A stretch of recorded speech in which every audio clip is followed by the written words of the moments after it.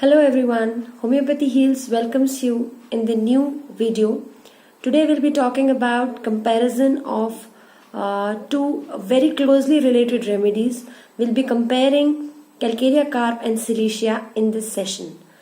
We'll be differentiating them on the basis of constitution, sphere of action, mind symptoms, head symptoms and some generalities. So let's get started.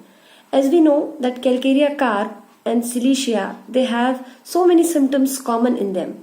They both are of scrofulous diathesis. They both act over skin, bones, glands.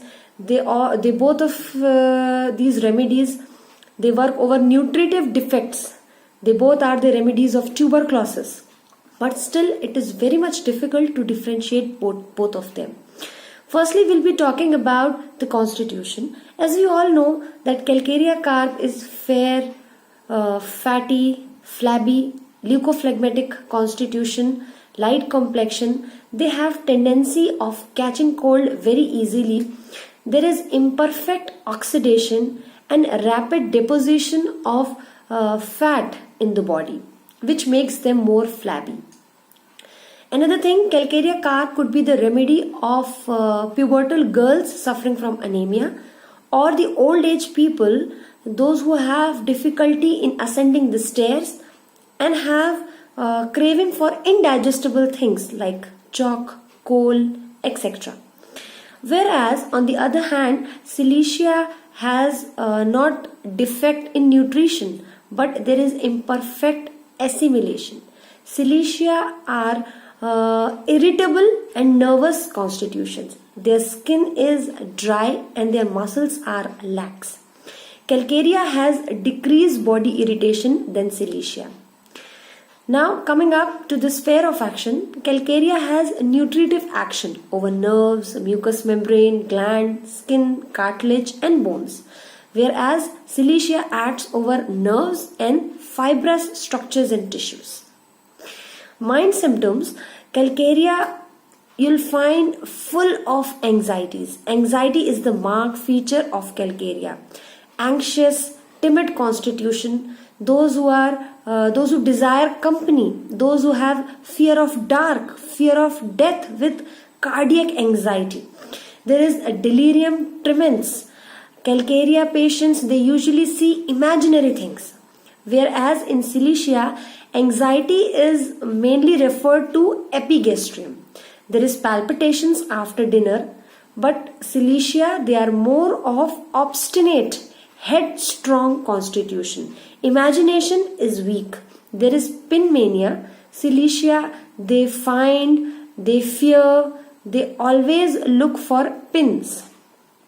Now, in head complaints, as we know that Calcarea carp and Cilicia both are very good remedies for headache. In Calcarea, there is icy cold feeling mostly on the right side of the head, whereas in Cilicia, this coldness is feel mostly in the nape of the neck. In migraine headaches, in Calcarea carp, mostly occiput is affected. Pain is felt from occiput to the vertex, along with the buzzing in ears. Roaring and buzzing in ear are the concomitant for the headache of Calcarea carp. Whereas in Cilicia, the headache starts from nape of neck, it ascends up to the vertex and it settles over the right eye, which is very much similar with sanguinaria. As a concomitant, we have eyeballs are sore in headaches of Cilicia. In headaches of Calcarea carp, they are ameliorated by tying around. Whereas in Cilicia, headache are worse by pressure, but better by wrapping up and urination. In Calcarea carp, pupils are dilated and there is short-sightedness. Whereas in Cilicia, pupils are contracted and it is the remedy for long-sightedness. In Calcarea, you'll find the muscular debility.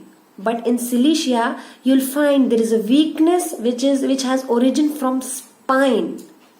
Coming up to the male sexual organs, these are these remedies for spermatoria, which is aggravated after coitus.